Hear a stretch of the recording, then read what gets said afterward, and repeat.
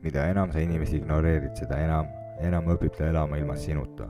On ju tegelikult. Esialgu on valus, hoolimatus teeb haiget, mingitel hetkedel tunned, et üksindus teeb haiget, ootad, mõtled üle, siis märkad, et igatusest saab ükskõiksus. Sul ongi ükskõik.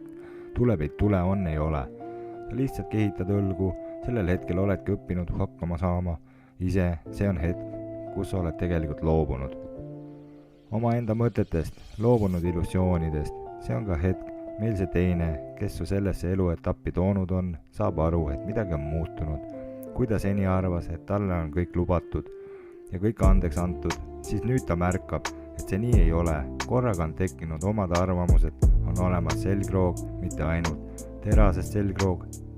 Tekib mõte, et kadunud, see, kes ootas, see, kellel oli valus.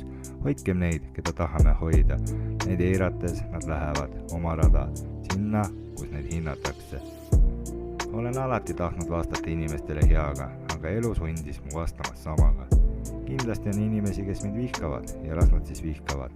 Ja on palju neid, kes mind armastavad ja ma olen nende armastuse eest väga tänulik, aga on ka inimesi, kes ainult teesklevad, et nad mind armastavad, aga tegelikult vihkavad.